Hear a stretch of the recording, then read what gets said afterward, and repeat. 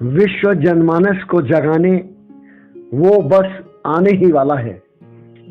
वो कौन और किस लिए आने वाला है, यह तो आप सब जानते हैं कि आज का समय कितना भयावह, कठिन, दुर्गम, अवांछित हो चला है।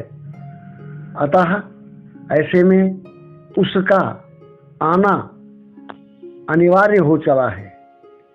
वो आएगा, अवश्य आएगा। वो कौन? वो वही जिसकी प्रतीक्षा आज सारा विश्व कर रहा है तथा जिसके आए बिना मानव कल्याण संभव नहीं है। प्रियजनों, कितना घनघोर अंधेरा है कि आज ज्ञात मानव इतिहास की सर्वश्रेष्ठ सभ्यता का सर्वश्रेष्ठ मानव, साधारण मानव सा अपना कर्तव्य पथ चूक चला है। आज कल के प्रभाव में उसकी अपनी ही करनी उसके दुख, असंतोष एवं अशांति और अतप्त का कारण बनी हुई है। वो समय के अभाव का बहाना कर जीवन का सत्य जानना ही नहीं चाहता, इसलिए मनमाना आचरण कर लगातार दुखी और दुखी होता जा रहा है। संसार और समाज तथा अपने जीवन का सत्य जाने समझे बिना सही रास्ते का चुनाव संभव नहीं है। अतः सत्य को जानकर संघर्ष करने पर सब कुछ अनुकूल हो जाएगा, यह एक सामान्य सा नियम है जो अपवाद के सिवा सदा सत्य सिद्ध हुआ है। प्रियजनों, तुम समझो, जानो कि विश्व कैसे चल रहा है, इसे कौन चला रहा है। यह सब अनायास नहीं है, नियमबद्ध है और भगवान श्री कल की ही इसका विस्तार, चालन, नियंत्रण सब कुछ कर रहे हैं। प्रियजनों, तब आप सबके मन में एक प्रश्न अवश्य उठेगा कि जब भगवान श्री कल की ही सब कर रहे हैं तो अघट क्यों घट रहा है। तो प्रियजनों, इसका उत्तर यह है कि भगवान श्री कल की ने 75% राज्य तो धर्म को दिया, किंतु 25% का राज्य अधर्म को दे दिया, क्योंकि वे धर्म और अधर्म दोनों के स्वामी हैं, दोनों उनके संरक्षण में हैं और जीवन की विविधता, विशिष्टता एवं श्रेष्ठता के पथ का निर्वहन करने हेतु दोनों की आवश्यकता भी है। इसीलिए भगवान श्री कल्कि ने कलयुग का समय अधर्म को दे दिया है। अतः आज अधर्म का राज्य है, कलयुग का राज्य है। इसीलिए इतनी आपाधापी, असंतोष, विघटन आदि हो रहा है। प्रियजनों, तुम आज की इस जड़ प्रकृति के स्वामी हो, मानव हो, सर्वश्रेष्ठ योनि के प्राणी। तुम्हें दुखी एवं निराश होने की आवश्यकता नहीं, अतः आवश्यकता है कि बस कर्म करने की। वो कर्म यदि तुम पूरे विश्वास, लगन, जागरूकता एवं तत्परता से कर सके तो सफल होना तय है। अतः निराशा का कोई कारण नहीं है। अब विश्व जनमानस के जागने का समय बस आ ही गया है। तभी सबको जगाने व सुधारने वो बस आने ही वाला है।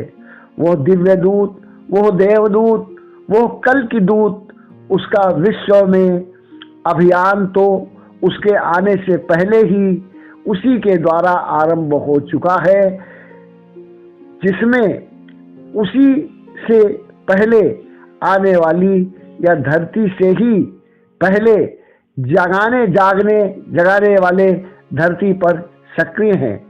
यह बात सत्य है। भले अभी सत्य के प्रभाव से आप अनजान हो, परिचित न हो। जानने वालों के लिए यह बात समझने वाली और है और वे इसे जान समझ रहे हैं और अपनी बारी की प्रतीक्षा भी कर रहे हैं। बस अभी वे जन साधारण के सामने नहीं आए हैं, उनका लक्ष्य स्पष्ट नहीं हुआ है। प्रियजनों, विश्व में महापरिवर्तन बस होने ही वाला है। उसकी बेरा को समझो, क्योंकि अवसर विश्व में बार बार नहीं आता। अतः आया अवसर व्यर्थ न हो, इसका पूरा पूरा लाभ लेना हम सब का कर्तव्य है। तभी विश्व धन्य हो सकेगा, विश्व का कल्याण हो सकेगा। वैसे भी जनमानस को जगाने से लेकर उसे उसकी मंजिल तक पहुंचाने का कार्य वह सिद्ध पुरुष अर्थात देवदूत करेगा और अवश्य करेगा। उसका सत्य संकल्प किसी भी कीमत पर व्यर्थ नहीं होगा। किंतु तब भी यदि हम सब जागरूक रहें, विश्व जागरूक रहे और इस बात को समझ लें, तब उसका प्रयास अनायास ही उससे भी अधिक अर्थात उसके चाहने से भी अधिक फलदायी हो सकता है। क्योंकि मानव में उसी परमात्मा की शक्ति है। मानव के हृदय में बसने वाली उसकी आत्मा परमात्मा का ही अंश है। मानव सर्व समर्थ है, बस अज्ञान के आवरण में वो उसका सब कुछ ढका हुआ है। उसकी चेतनता अपने को पहचान नहीं पा रही है, अपने चैतन्य स्वरूप से विमुख है। इसीलिए विश्व में विस्तीर्ण होती अनवरत वर्षा करती भगवान श्री कल्कि की कृपा किरणों को वह ग्रहण नहीं कर पा रहा है। यदि वह उन किरणों को ग्रहण करने में सक्षम हो जाए तो सत्य मानो मेरे मित्रों कि व्यक्ति मानव सब कुछ कर सकता है। उसमें अथाह बल, सामर्थ्य आदि सब कुछ है। वो ऐश्वर्य की पराकाष्ठा इसी धरती पर पा सकता है और बहुत बार उसने ऐसा किया है और पाया है। तुम्हें याद नहीं, स्मरण नहीं, कई बार देवताओं को मानव की सहायता की आवश्यकता पड़ी है। दशरथ जी आदि इसके उत्कृष्ट उदाहरण हैं। देवराज इंद्र ने उन्हें तथा उन्हीं के समान अनेक पुरुषों को अपनी सहायता के लिए स्वर्ग बुलाया और उनकी सहायता ग्रहण की। प्रिय मित्रों, मानव धन्याति धन्य है, किंतु आज वो अज्ञान में डूबा हुआ है।